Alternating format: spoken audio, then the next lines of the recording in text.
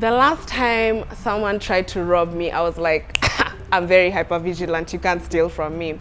So I was going to town. So I crossed the road and there was a mat there and it was like almost full. So I was like, okay, let me enter, I'll reach town much faster into Shukisha me at the stage. I want to shuka. So I like window seats because that day it was hot, like it was hot as hell. So I was like, I would love a window seat, but there was no window seat. So when I entered, instead of the guy moving to the window seat and then me sitting at the aisle seat, he actually moved for me to go into the window seat. So I'm like, perfect, I get some air, you know. But there was this like weird vibe, you know. There were so many men in that matatu, and then I don't know if they were tall or they just looked squashed in the mat, you know, like they just looked weird. So I checked my phone, I was texting, I was like, yeah, I'm about to reach town, I'm on my way, usiniache, just wait for me, because my friend was waiting for me in Kilimani. So I was like, don't leave, I'll be there just in a jiffy. So I gave my fare, got my change back, put it inside my bag, closed my bag,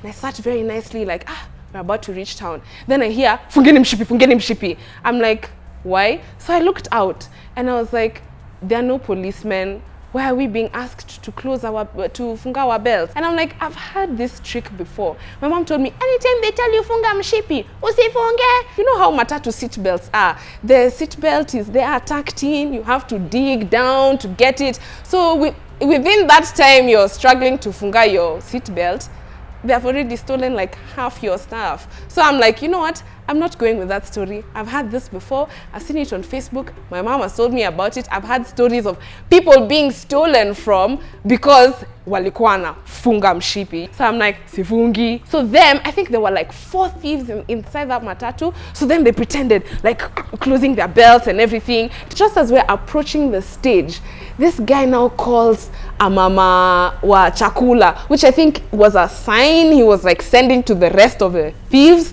like, funga mshipi haijawak, we need another strategy. So he's like, mama Jerry, utaniwekea githeri, alafu na kakuku, ya nakuja tusaye, ikwe tayari na ikwe moto sana, ya sawa. Just as we're about to alight the matatu, this guy comes and all of a sudden like pukes on me.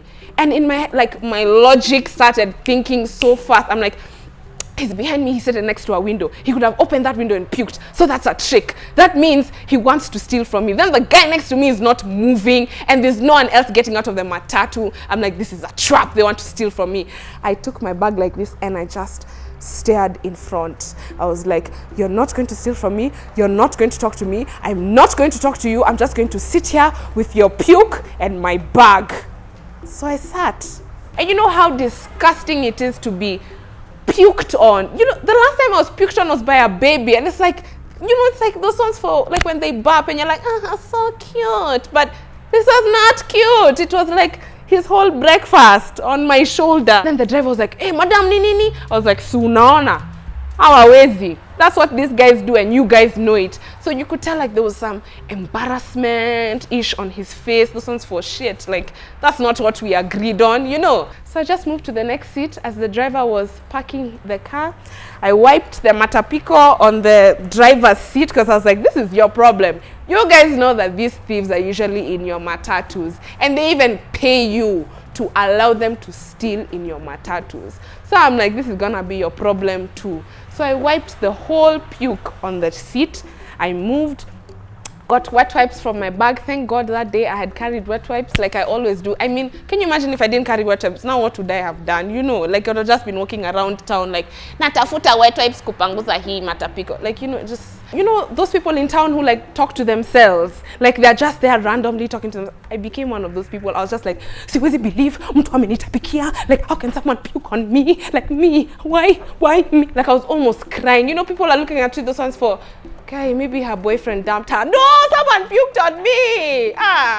And I was so pissed off. I just took Nduthi to Kilimani because I was like, there's no way I'm going to take another mat for someone to do the same thing to me again. And like after that whole ordeal, I was just like, you know, let me check my bag. As much as I was holding it, like maybe I, you know, like blinked for long and like he opened my bag and was like, so I was like, let me just check my bag. So I opened, my phone was there, at least my cards was there, like all my money was there. I was like, this was an ordeal and I deserve a nice vegan burger.